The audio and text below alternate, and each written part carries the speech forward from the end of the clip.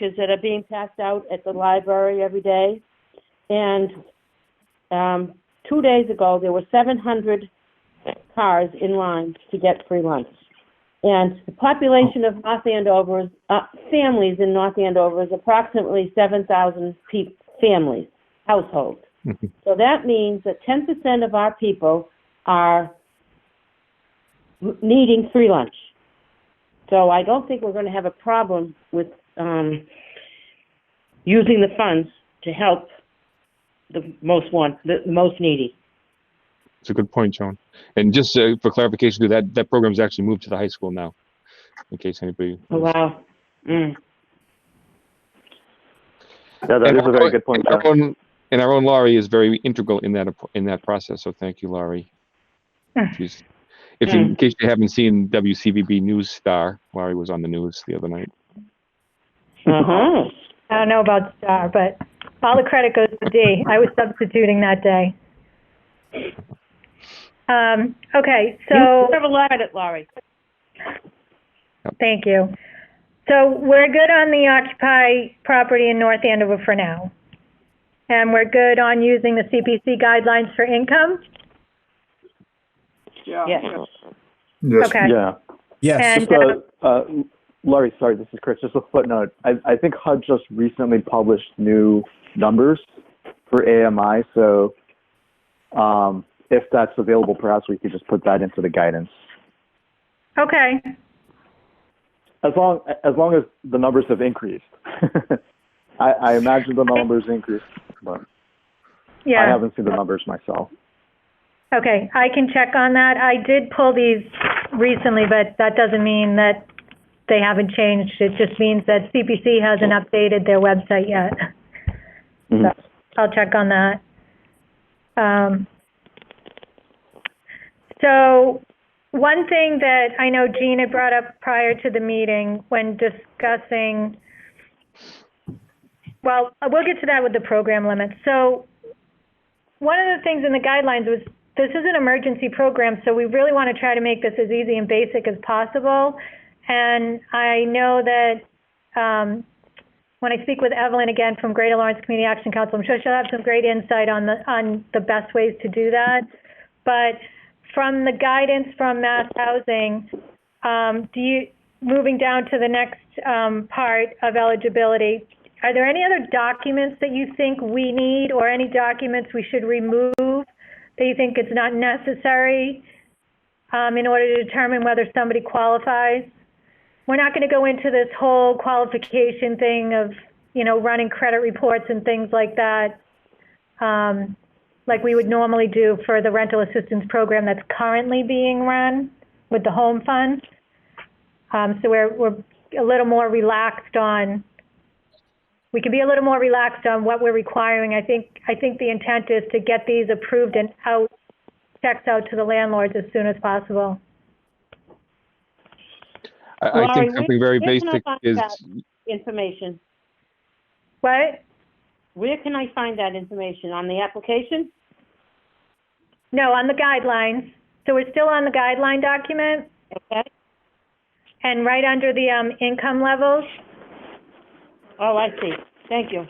There's a list of documents that were suggested by Mass Housing. So I don't, like to hear everybody's input on whether you think these are sufficient. Maybe we should be asking for something else. So Laurie, this is, go ahead. Sorry, Dick. No, all I was going to say is I think you probably want to add in there some kind of form of identification, license or, maybe a passport or something, just to identify the person. And also just maybe the first page of the 1040 that includes the number of dependents. I know what you're saying, streamline it, but I'm just thinking, That's a good suggestion. Also, a bill from utilities showing that they live in the house. So or you got the current lease. Yeah, the lease is going to...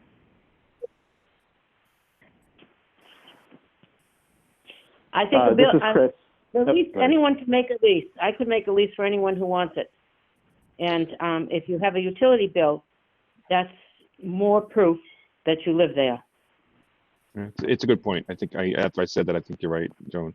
Just to have some proof of residence.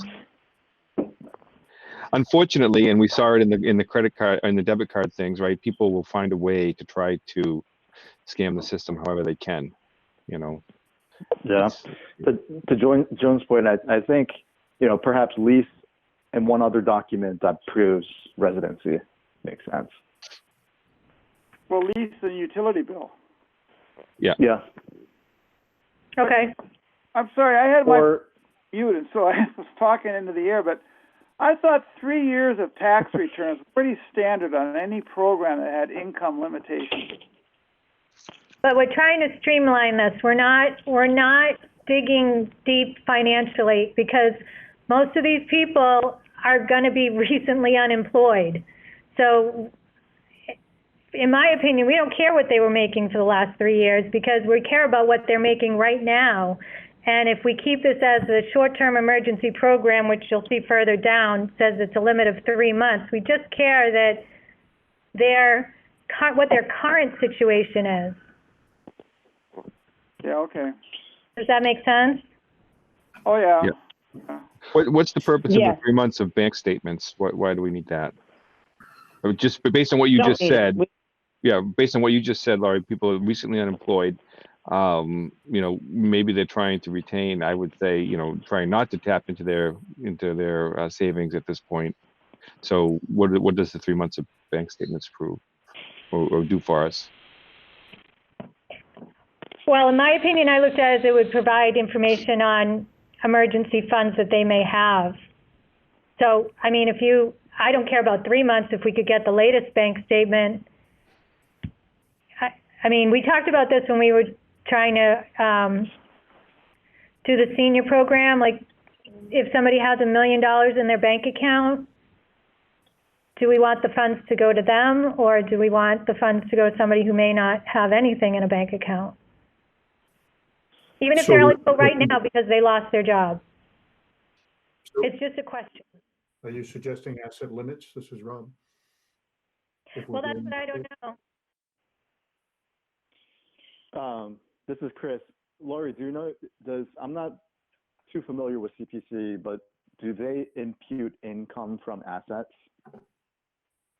in calculation? Good question. Yeah, I don't know. Because I know for Section 8, for instance, they do impute income based on assets, and I think bank accounts falls under that category. But my thinking, just thinking out loud, is, these folks who've lost their income,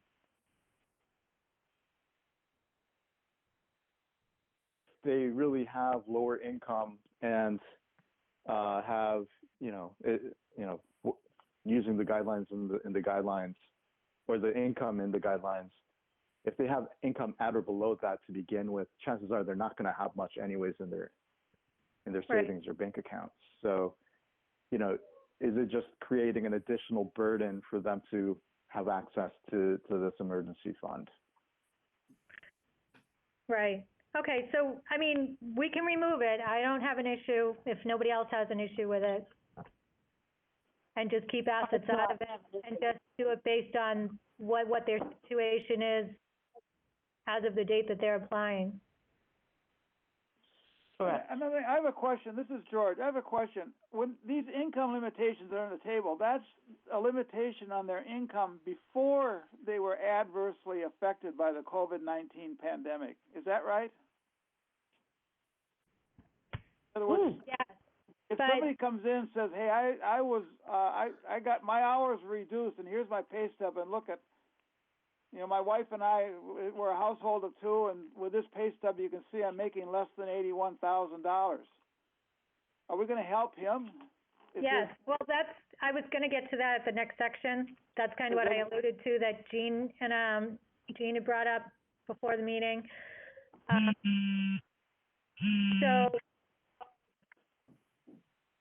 So we were, again, where it's an emergency program and we're looking at current situation, in my opinion, the scenario that you have given us, I would say yes, they would qualify.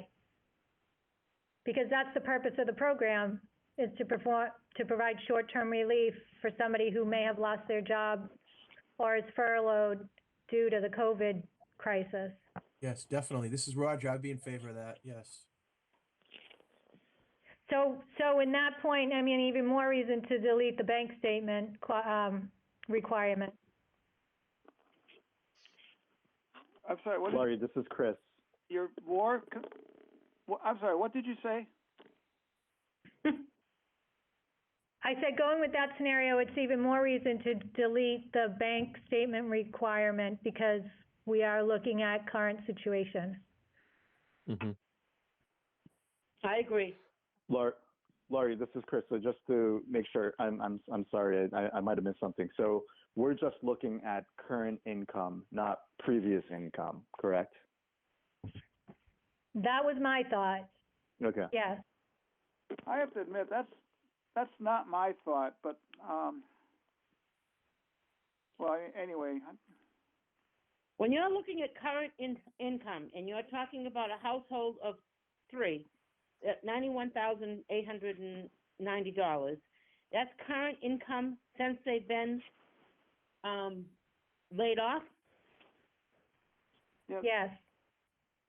Yes? Yes. Well, I guess what would be the point of the program if it wasn't for an emergency, basing their income on the fact that they have been laid off or And how are they going to prove that that's what they're making now? Well, that's why we've listed certain things under the eligibility. So pay stubs or verification from employer of decreased income. Yep.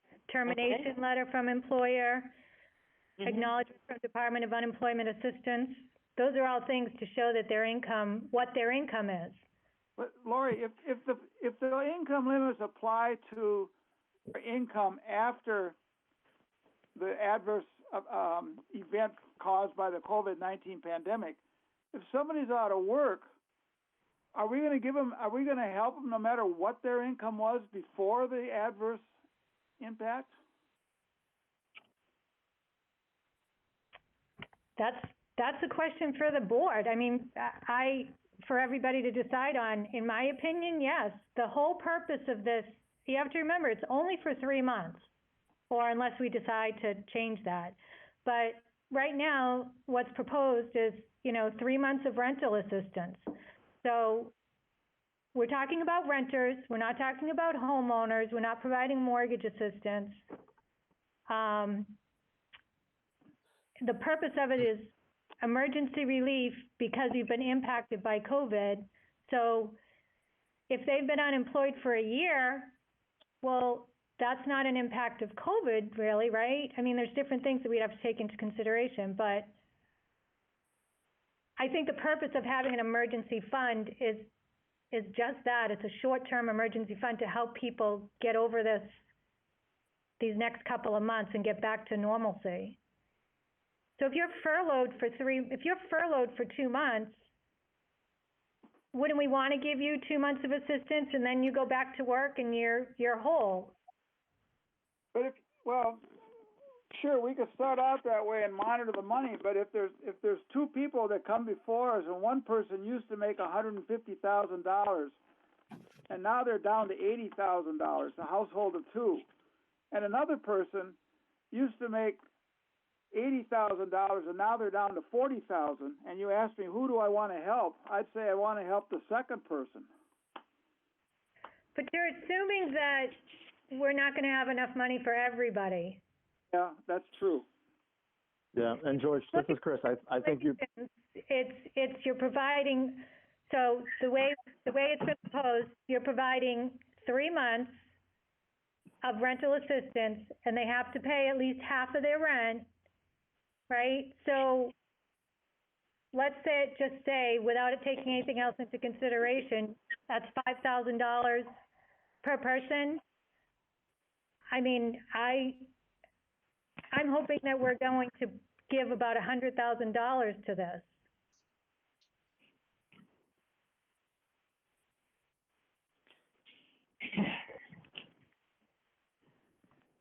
Yeah, George, I think you bring up a good point, but I think on the other side of the token, I mean, there's no preference based on what level of income you have, currently, at least. So, I don't know. I think to a certain degree it would defeat the purpose of having this program if, folks had higher income before, but now have no income or very low income. So, I think the snapshot should just be, what is it now? What's your income looking like going forward, at least for the next month or two, and go from there. I mean, it doesn't seem like the way this program is being set up that we're looking at recertification or anything like that. They're just given a sum of money over the span of, 3 months or so, Laurie? Yeah, that's what I have in here. Yeah, so since we're looking prospectively as opposed to retrospectively, I think it makes sense not to look at what their income was before.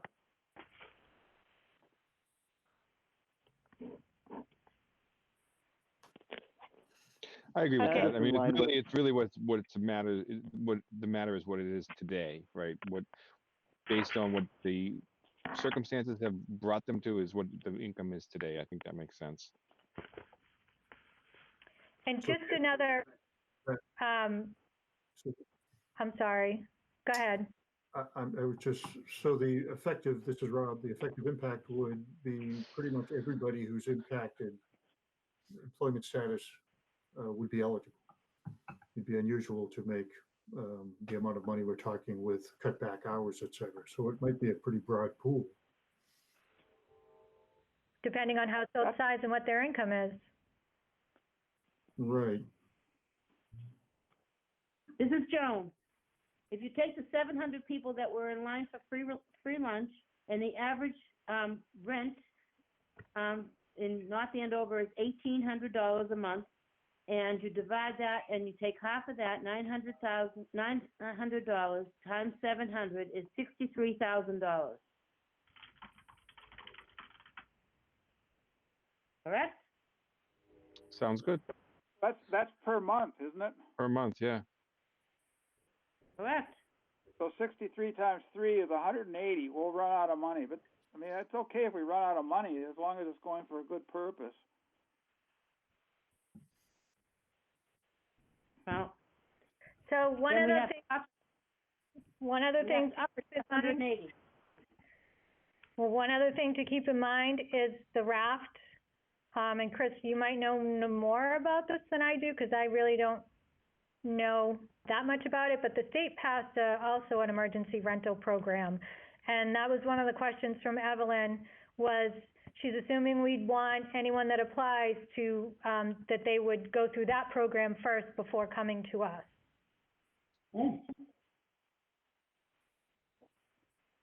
And how long does that take to go through that program? Yeah, I don't know.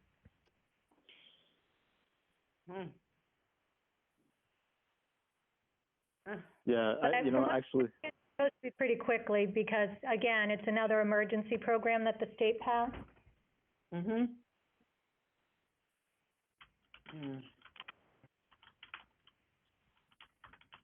yeah, I don't work specifically with RAF, but I know there was some emergency work done on that program. It provides financial assistance for up to $4,000.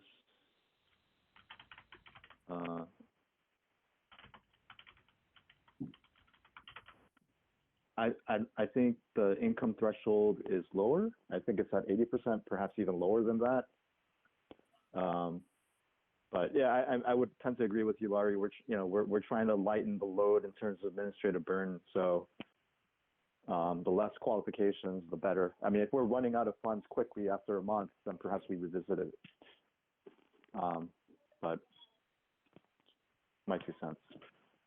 Yeah, I mean, I do think the RAF program does have definitely lower eligibility guidelines, and because its main goal is to prevent people from becoming homeless.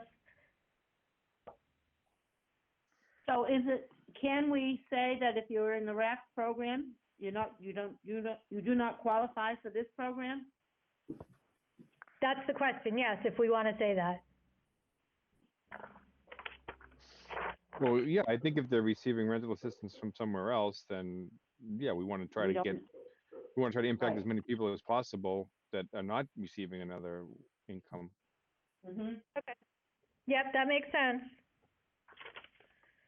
Okay, so to reiterate, to go back to the documents, just so I know we're all on the same page, we are going to ask for a utility bill, identification, which I believe they would do part of the application anyway, but it's good to have it on the list.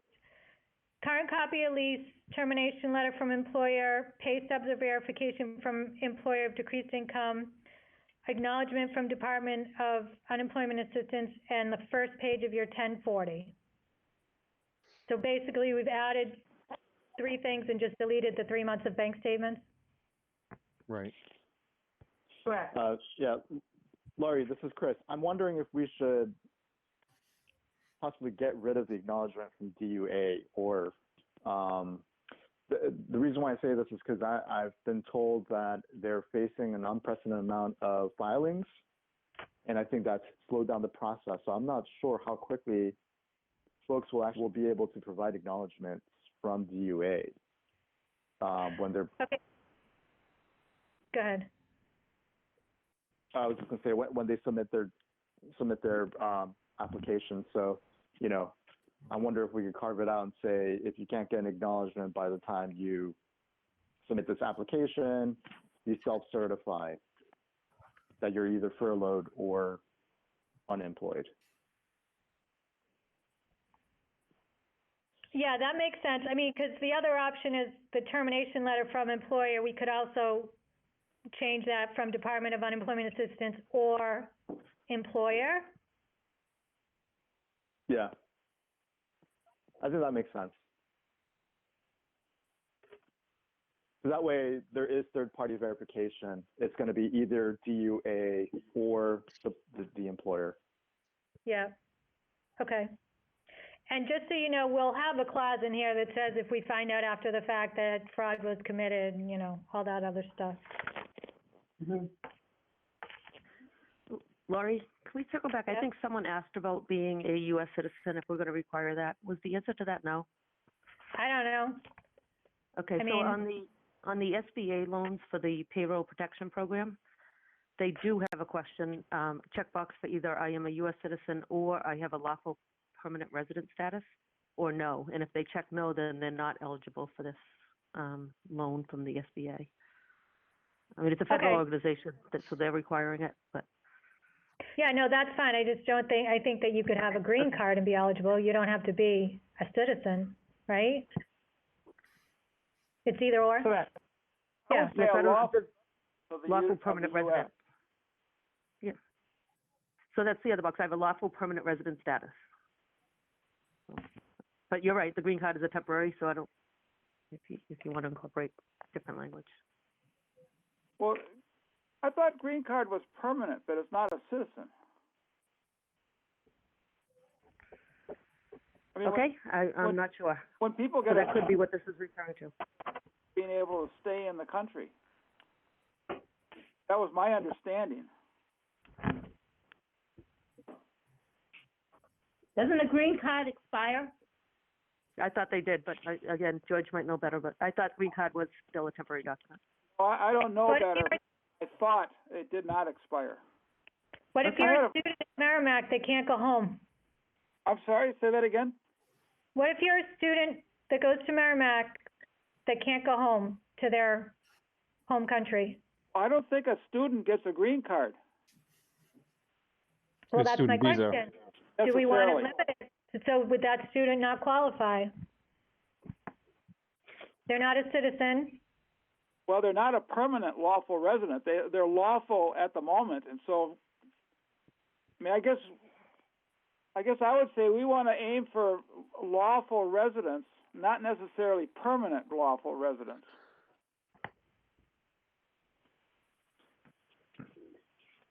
I'm just Well, going if you to. Go ahead, Chris, I'm sorry. No, I was just going to say devil's advocate. I mean, again, we're trying to lighten the load here on the administrative burden. As long as we're not going against what CPC guidance and regs and statutes say, do we care about that?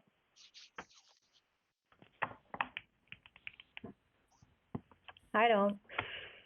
I don't either. And I would I don't think either. that if the person's name is on a lease and they're providing a 1040, don't they have to have some legal standing? Or am I up based on that? I'm not up on my legalese on this, but if they're providing a lease with their name on it and they're also providing a US 1040 form, doesn't that and they're paying taxes, then doesn't that give them some legal standing? Sounds good. Yeah, it sounds good. Yeah, I would say so, and I have and a if question, it becomes though. a question, we can always revisit it. I have a question. This is George. Right. This is George. I would think that a lot of people that we would be aiming this at would not have a 1040. They don't have to file.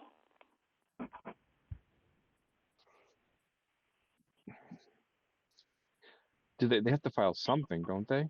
I mean, even if You they're have not, to file like over $6,000. Right. Okay, I don't know the regulations. I guess, I mean, I was going on the fact that what's the percentage of people that don't pay taxes, but I guess a lot of people that don't pay taxes still file a 1040. I don't know. Hi, everyone, this is Chris, but we're not receiving income tax returns, though, as part of the application process, are we? No, Well, Dick had suggested we get the first page because it shows dependents.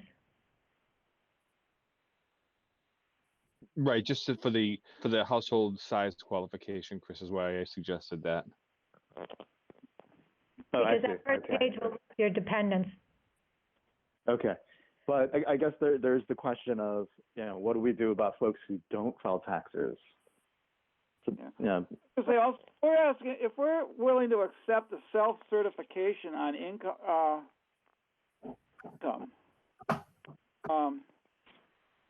We could accept household size.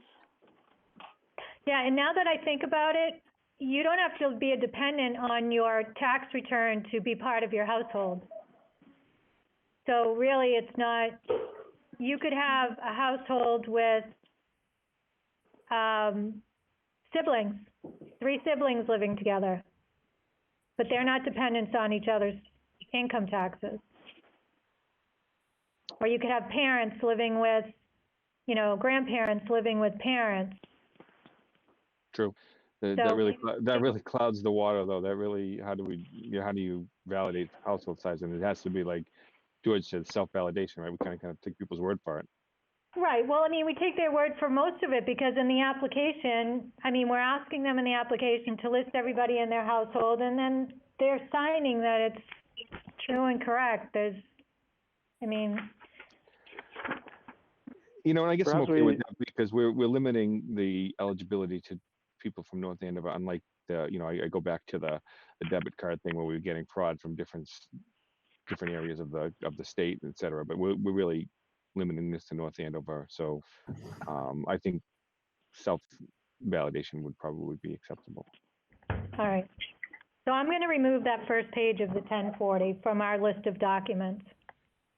Okay. Okay. Lori, can we circle back? I'm sorry to take us back here, but on the income question, if our objective is to comply with CPC guidelines and we're accepting pay stubs of diminished income from pretty much anybody who walks in the door, are we going to be compliant with CPC guidelines if I made $200,000 last year and are currently unemployed and not been making under whatever the threshold is? You can show you the pay stubs or the unemployment benefits. I would be eligible for what we're discussing, but I don't think we'd comply with the CPC guidelines that we were striving for, would we? I think that because of the nature of the program, we'd be okay, but we can certainly get town council to weigh in on that. MHP didn't seem to think that that would be an issue in reading their income eligibility information. The broader question in my mind is that whether this is, how this is part and parcel of the Affordable Housing Trust. I don't want to be a skunk at the party here, but to a certain extent, it seems like we're trying to squeeze a round peg in a square hole. While we all have good intentions and we want to assist people, it's going to be difficult for us to get an assurance level that we're dealing with people who would be who would qualify for affordable housing, I think.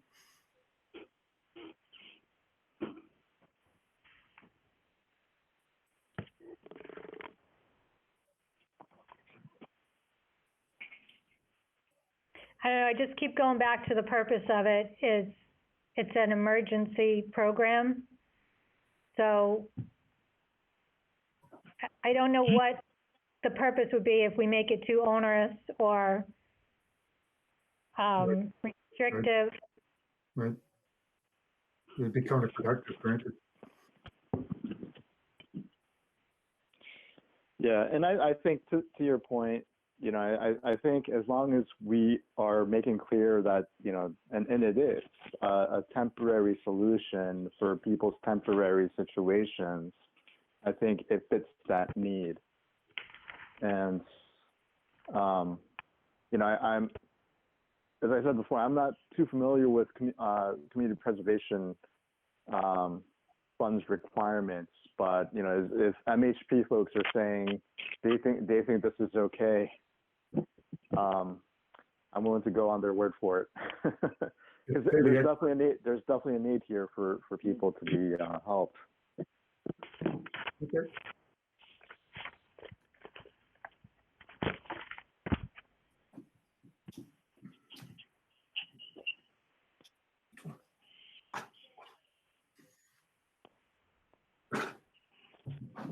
Okay.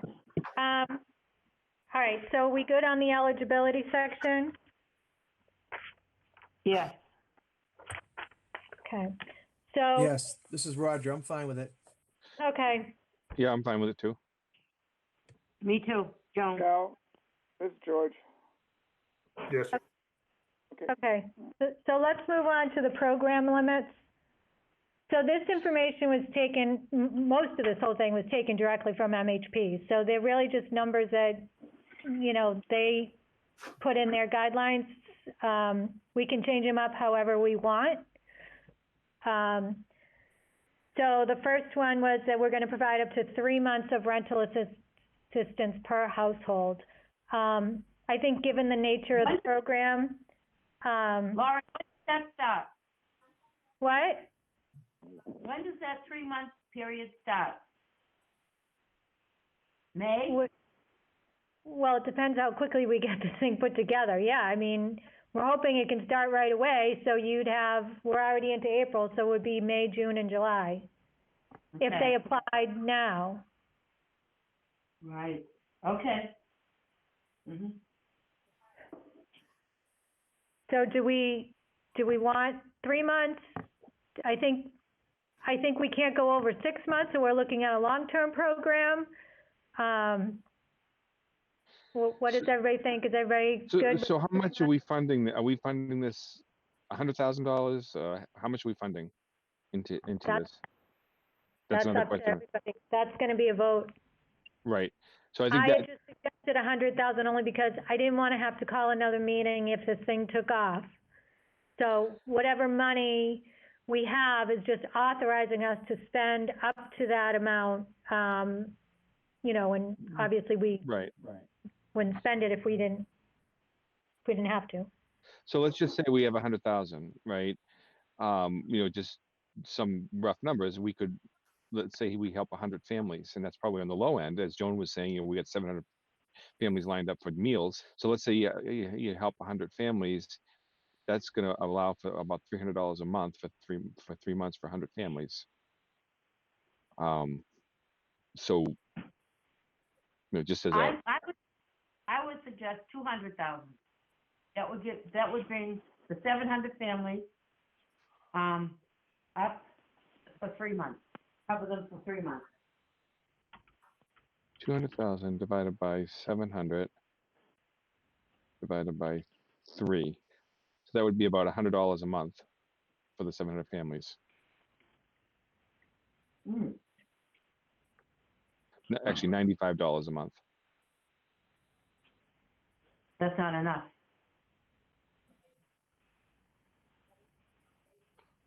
I mean, I if we think- get a participation of 700, that seems like a awful high number, but who knows? In these times, it could certainly get to that point.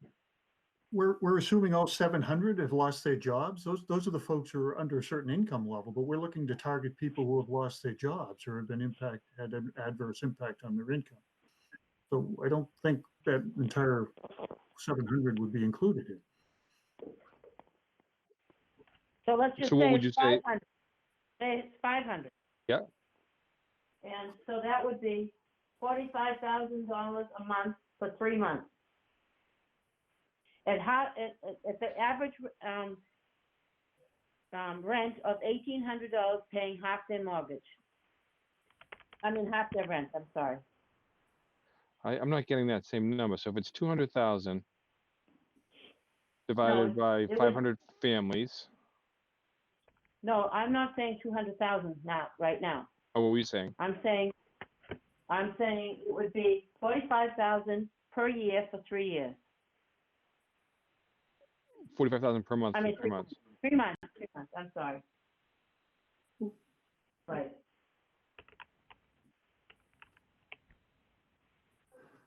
Which is, I don't think we're if going to you- be able to that's predict.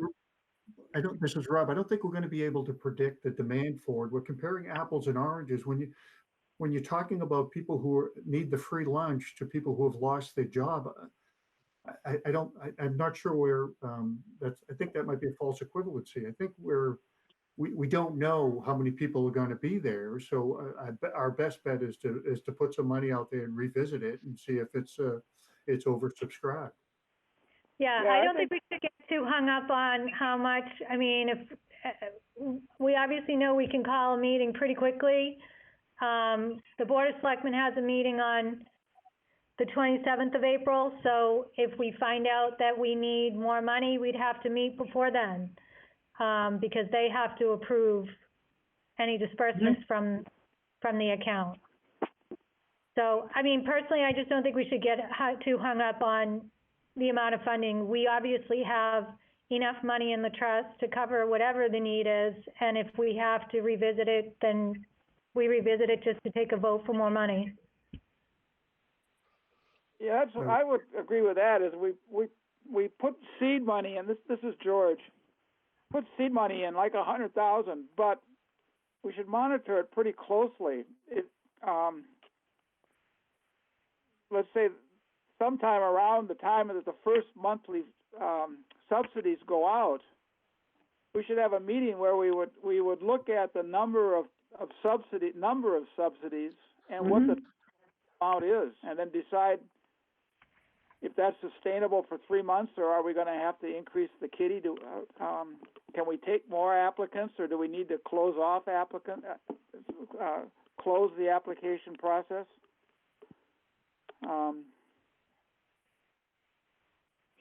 Well, Right. I think we just have to start somewhere, but then we have to monitor it closely. I agree with that. right, I agree with that too, yes. Okay, so does somebody want to make a motion for the amount that we want to fund for the program, and we'll just get that out of the way now? I will make that motion. I make the motion that we spend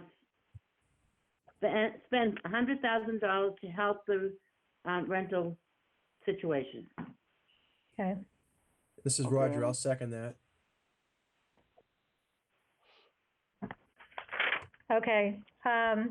George, Yes? how do you vote, yes? Oh, yes. Yeah, I'm sorry. Yes. Yes. Okay. Roger, Yes. Dick, Yes. Rob, Yes. Chris, Yes. Joan, Yes, and I am a yes. So that's unanimous. Okay, so back to the limits. So are we good with 3 months? Yes. Yes. The other thing that MHP had is that the tenant would pay 50% of their rent. At least 50%. at least. Yep. I don't think we're gonna get to what Joan's model of $900 because I think, not to dispute your numbers, Joan, but I think what you were saying would require a funding of $450,000 a month to get to that $900 for 500 families. Wow. So I think really, we need that maximum dollar amount needs to be thought of hard there. So even like just for modeling it, so if we did $100,000 for 3 months and we wanted to support 500 families, that's about $66 a month per family is what we could afford. So,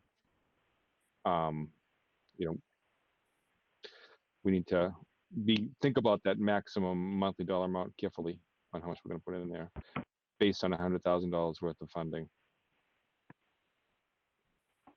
Well, I would venture to predict that we don't have 700 successful applicants within the first month.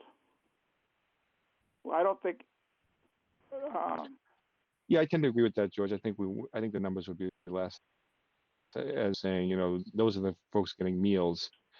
The number that will then actually apply for a rental assistance is probably going to be considerably less. Lori, I have a question. Who's going to administer this? Are you going to, or is this going to be turned over to the Greater Lawrence Community Action Council? Probably Greater Lawrence Community Action Council. They're talking about it tomorrow. And with all due respect to them, and so how many applications could they process in let's say a week? On top of everything else they're doing. In other words, I don't think we're going to have 500 clients. I don't think we're going to be substituting 500 people anytime real soon. So Evelyn is pretty confident that they can run the program with the staff that they have, and they are discussing it tomorrow. So if they can't, for whatever reason, then I'm pretty confident we can run it out of the town manager's office. Yeah, I'm just thinking no matter who does it, I'm not questioning the competence of the people doing it. I just think that there's limitations on how rapidly they can process applications. Anybody, so that's neither here nor there.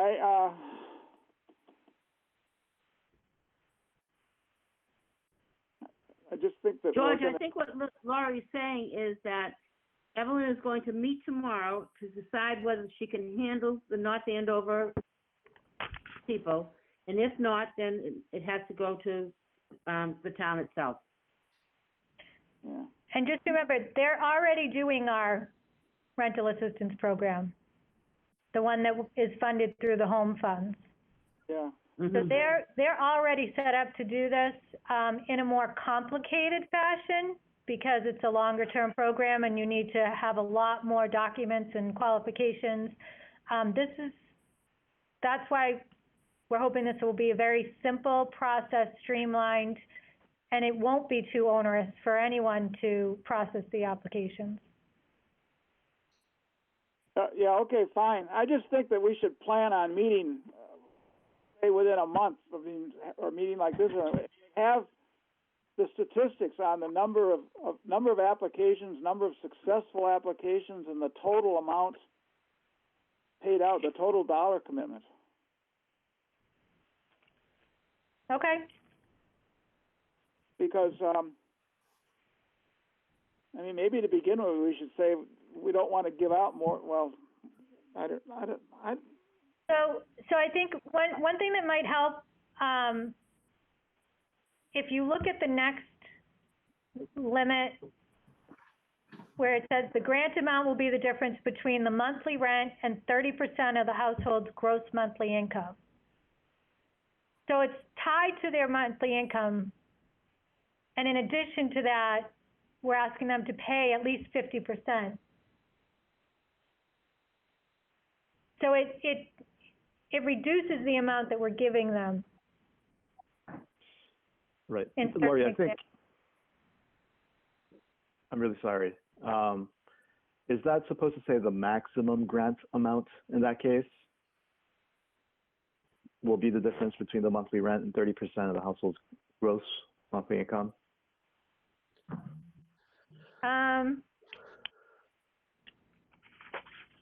The maximum grant.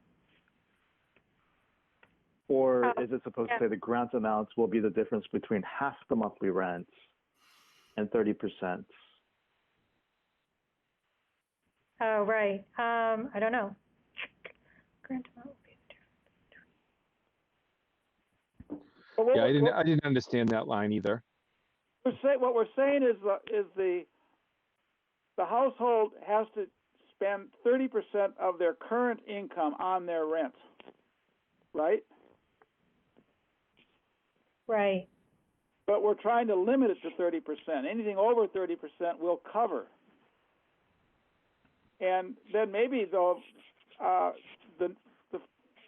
by saying that we won't pay more than half the rent, I can't work this out in real time in my head, but that in a way is limiting the amount of rent that the applicant could have been paying before the adverse events.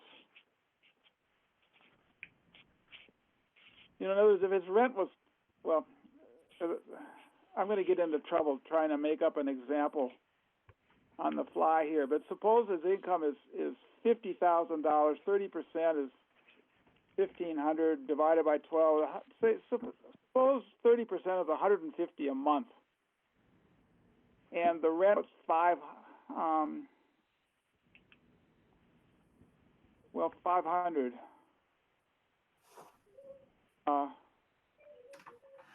But with that example, then they wouldn't be eligible because. Well, it wouldn't get covered. He'd be eligible, but the difference between 150 and 500 is 350. Well, I don't know. I have to think about it. I can't think about it on the phone like this. I'm wondering, Laurie, if that should actually say the grant amount will be the difference between the monthly rent and 50% of the monthly rent. Because what we're...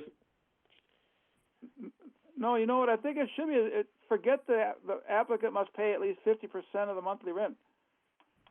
Well, I guess what I should say is, there's two possibilities. One is to make them pay half the rent. The other possibility is to say that you don't have to pay more than 30%. I don't think we can have both. So this is based on how Dukes County does it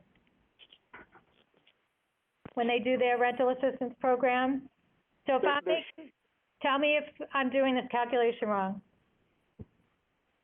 So I'm making $5,000 a month. 30% of my monthly income is $1,500. My rent is $2,000. So the trust would pay the difference between the $1,500 and the $2,000. So we'd pay $500.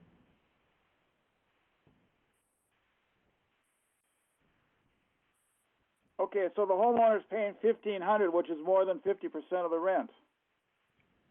Right.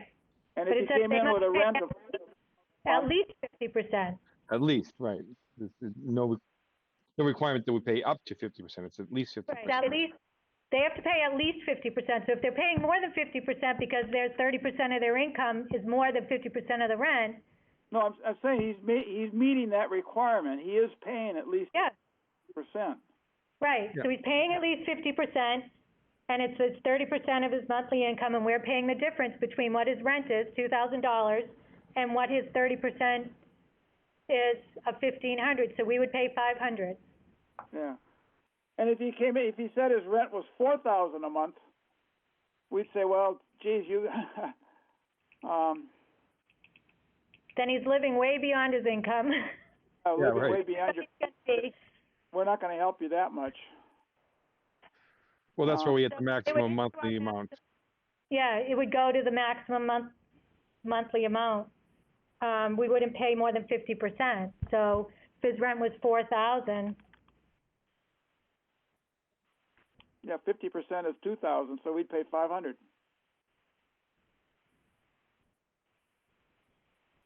wait a minute. No, we pay more than that. Well, we're saying the applicant has to pay 50%, so the applicant has to pay 2,000. Right, so they would pay 2,000 and we'd have to pay the difference between, Oh.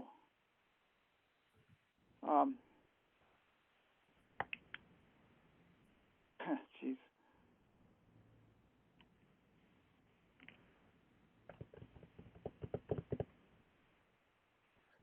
Joan, what's the average rent in North Andover? 1,800 is what Joan said. Okay, so if our average rent is 1,800, let's say 3,000 would be the high end. So our maximum monthly dollar paid, that monthly dollar amount paid, we should probably say either 1,000 or 1,500.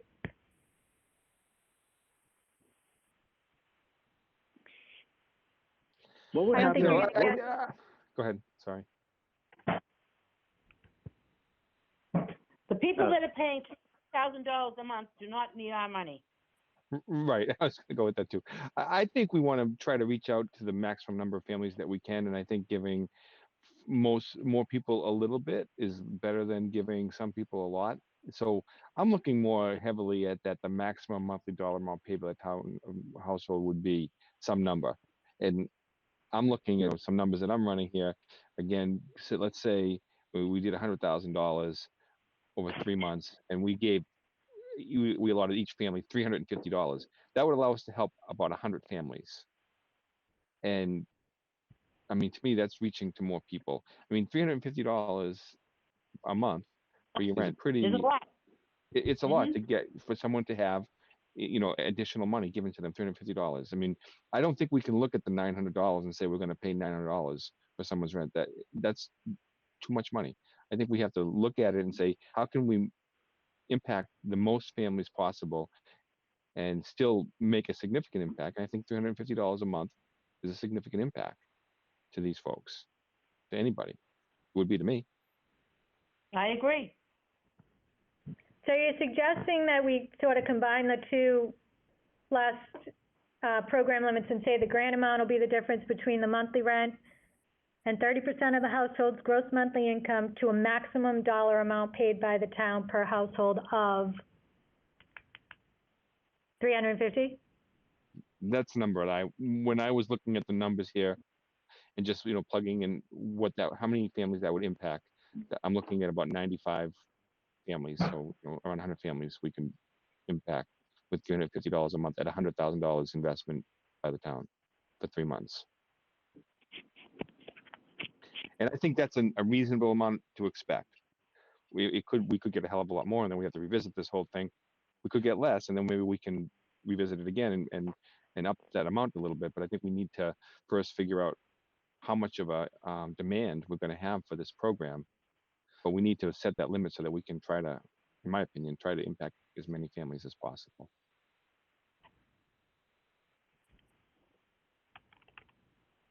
I agree. Is that you, Chris, that's talking? Oh, this is Dick Valancourt. Okay. I agree with you, Dick.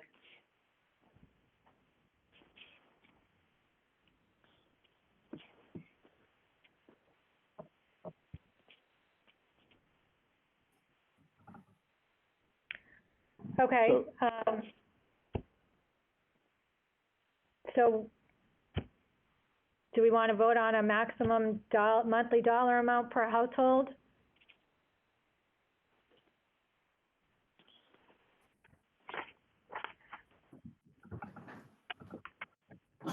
Well, I'll make a motion that we vote on a maximum dollar amount per household of $350 per month for 3 months. I'm sorry, I don't know if I'm on mute, but this is Chris, and I'm sorry, Dick, for interrupting you.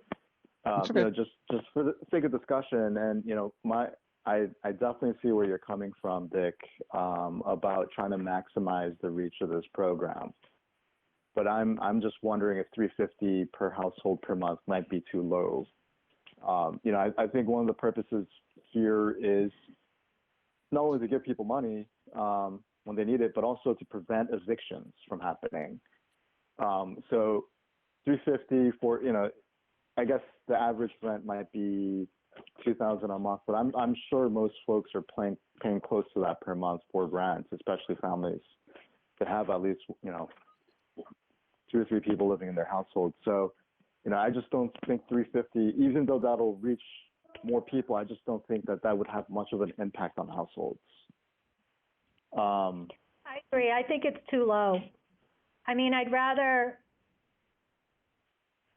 Then maybe we should. revisit and allocate more money to the program. That's what I was gonna say. Maybe we should revisit the initial investment then. Up it to maybe 150 or 200, if we can afford it. Well, We'll look to again, we've Rob for that. already, Right. we said we were going to do that in a month. We can do it earlier if things start flooding in. If we look at the average rent of 1,800, I would suggest the number in there be 900, just based on the fact that we're saying we want them to pay 50%. There's other calculations that we take into consideration, but I would suggest 900. Can we cap it at, how about we cap it at 1,000, but still say, it's no more than 50% of your rent. So it'll never be more than 1,000, but it'll always be half of the household's rent. And then we could revisit that next month. Right, well, that's what I'm saying, as long as it's, right. So it'll never be more than 1,000, so if your rent is 2,500, you're still only getting 1,000, we're not paying 50%. Yeah. Correct. Right. Yep, And it has a stronger impact on the lower income households. right. Yeah, I would be in favor of that. All right, so Dick, do you want to make a motion, or? Let me just look at this. So, so we're saying 900 now, so that's gonna be about No, saying 1,000. 1,000. Okay, hold on.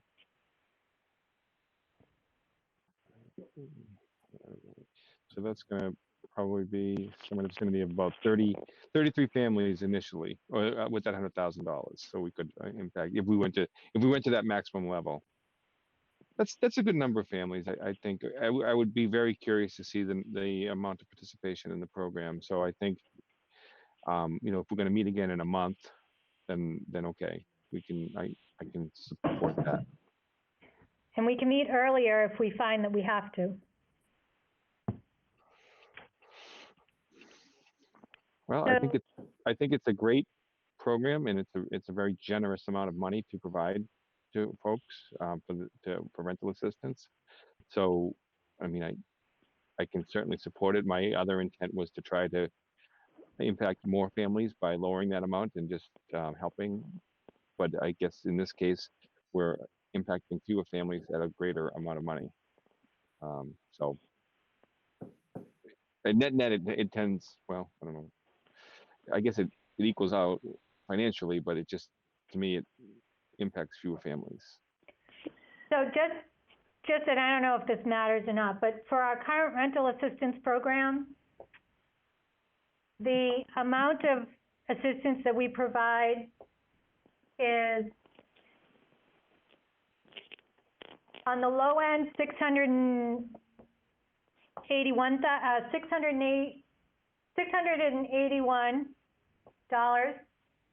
and on the high end,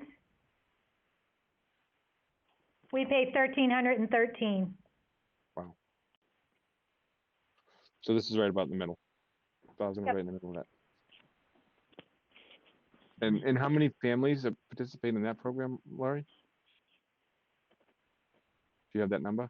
We have 8 families that are on a 1-year rental assistance program, and then one family, because part of that too is one family that had need for a first, last, and security deposit. Okay. So we just pay that, and they pay the monthly rent. And that program only has about 9,000 left in it for the rest of the year.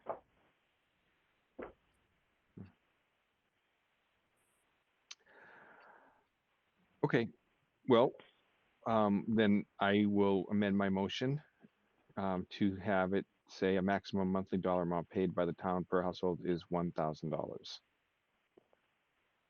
Okay, does someone want a second?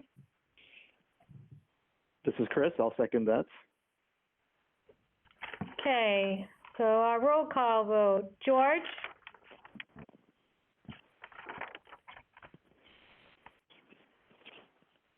Still there, George? You're muted, George. I forgot to unmute. Okay. Can I ask a question though? So what are we saying? We're saying that we'll pay the difference between the rent and the rent of $1,000? Maximum of $1,000. And is the requirement that the applicant pays 50% of the monthly rent? Is that still in? Is that? Yes, Yes, everything Yes. else, program limits still hold. Okay, so it's Yeah. just as it's written, except for adding a $1,000 limit. right. Okay. So we're filling in the blank on that last sentence under program limits. Yeah. Okay, well, I'll vote yes. Okay, Roger? I'm voting yes. Dick? Yes. Rob? Yes, Chris? Yes. Joan? Yes. Okay, and I am a yes, so that's unanimous. Okay, I have one last question. How are we going to notify people that this is available?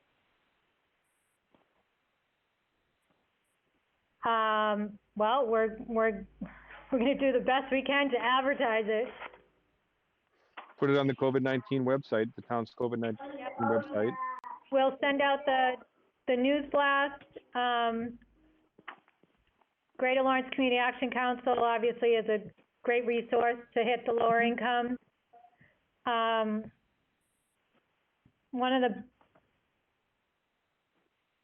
One of the upsides of the gas crisis was we have more followers on our social media accounts than we Right. ever could have imagined. Right.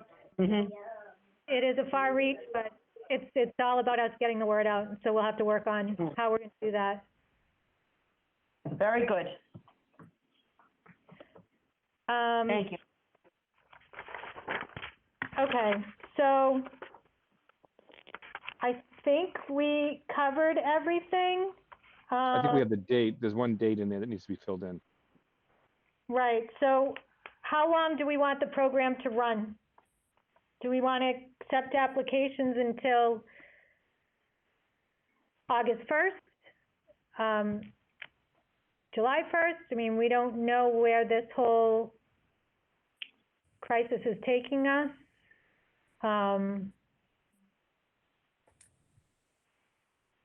I think My July suggestion 1st would would be be a reasonable July date. 1st. Yeah, Okay. July 1st is reasonable. Mm-hmm. Want to make that in a motion, Roger? Sure thing. Make a motion for July 1st date. And I'll second Roger's motion. Okay. Any discussion? Yeah.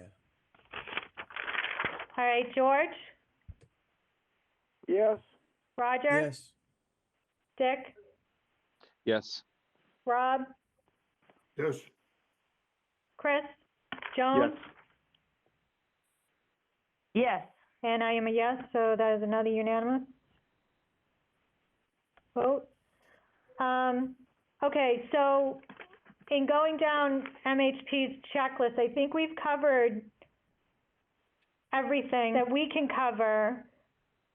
They suggest to create an online or electronic application, which I will work on with IT.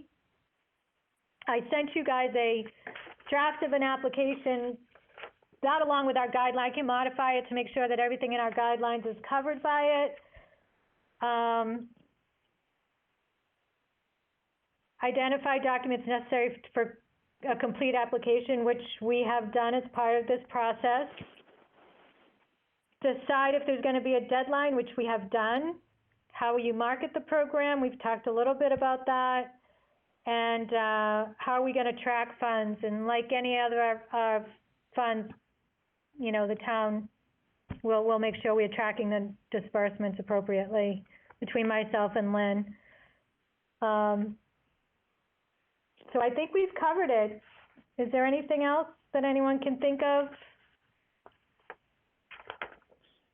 I just want to say, I just wanted to say that, you know, I just love being part of this board. I think we do so many positive things, and it's something that, you know, I've been on many boards and committees in this town, and I can never say that when I walk away from a meeting, I always feel good about what was done. And I want to thank all of you guys for being here today and being part of this, because I think it's just amazing that, you know, we always do positive things, and it's really heartwarming that we have this team together and doing this. So thank you all, and please be safe. Oh, you're welcome. And I think we owe a lot to Lori. Lori, you've done a lot of work. We appreciate. Yes. Well, I appreciate it. I assume others do too. Here, yeah. Thank you. Superstar. Yes, props to Superstar Lori. right there. Thank you. Absolutely. I do have one more thing that we need to have a vote on. So assuming, just so we don't have to call another meeting next week, assuming that Greater Lawrence Community Action Council is going to agree to administer the program, there's two things. One, I would need a vote for you guys to authorize me to sign the grant agreement with Greater Lawrence Community Action Council on behalf of the trust. And then the other thing is the amount that we would pay them for administrative costs. So in our current agreement with them with the home funds, we pay them 3%, or they're allowed to take 3% for processing applications. Since we've agreed on $100,000, would the group agree to an admin fee of $3,000? Ooh. So Yeah, I those think are really that's fair. Yes, Things that's I need. fair. okay. I The agree. rest of the agreement is the same agreement that we have with them for the home funds, except I have completely wiped out everything that has to do with, you know, all of the complicated stuff that you get into with HUD. Because we don't need to worry about any of that with an emergency program.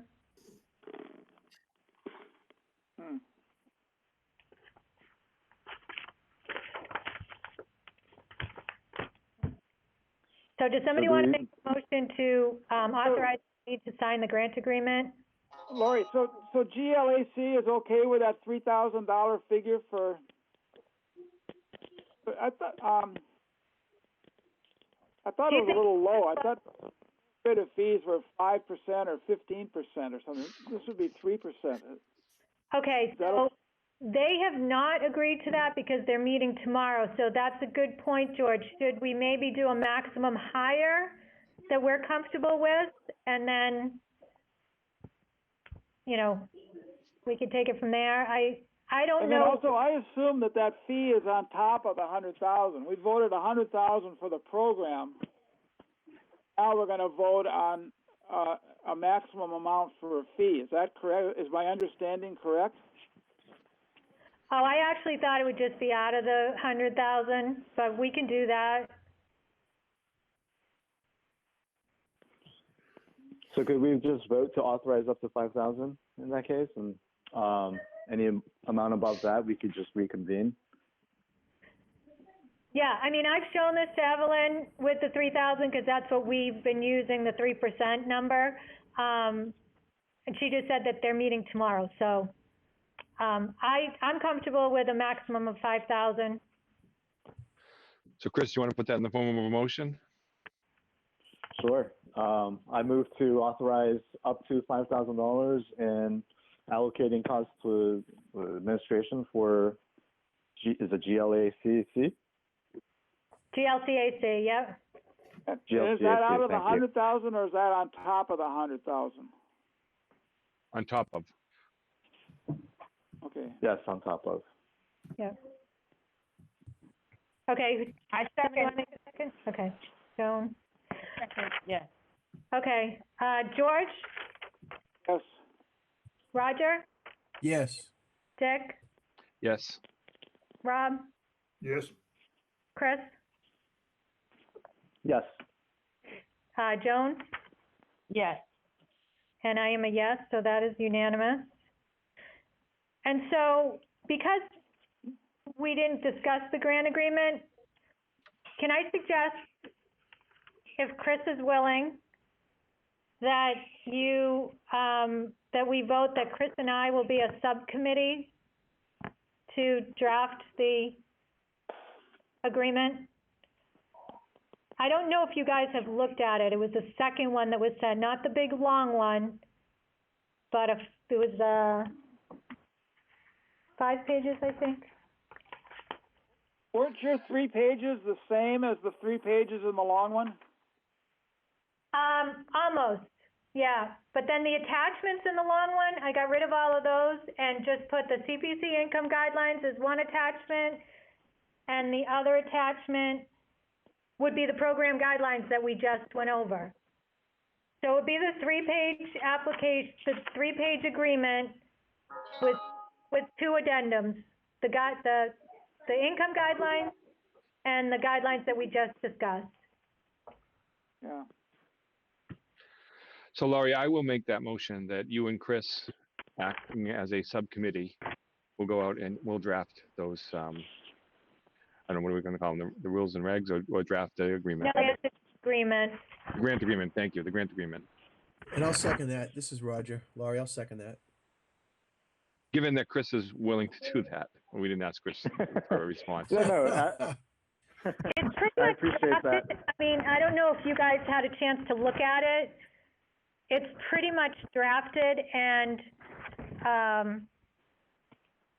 but I'd like to, I want to make sure that I feel more comfortable if we're not voting on the grant agreement itself, that we do it as a subcommittee. Yeah, and this is Chris. I'm more than happy to take a look at it with you and draft as needed, Laurie. So I'll. Okay. So Dick, you made the motion. Roger, you seconded, right? Yes. Okay. So George, Yes. Roger, Yes. Dick, Yes. Rob, Yes. Chris, Yes. Joan, Yes. and I am a yes. So that is again another unanimous. Laura, Perfect. you asked for one other motion. I'll make the motion. I move that we authorize Lori to sign on behalf of the North Andover Affordable Housing Trust, entering into a grant agreement with GLCAC. That's a good one, George. I'll second that. Is that Dick? Yes. Okay. Okay, all right. Any discussion? So George, how do you vote? Yes. Roger, Yes. Dick, Yes. Rob, Yes. Chris, Yes. Joan, Yes. and I am a yes. So that's 7-0. Perfect. Okay. You got this board well trained, Lori. You.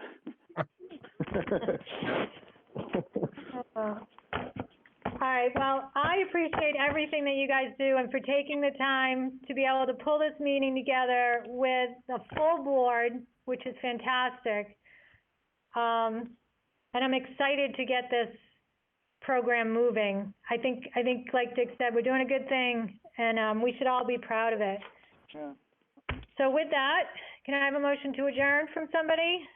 Unless So somebody has moved. something else. Motion to adjourn. Second. Okay, George, Yes.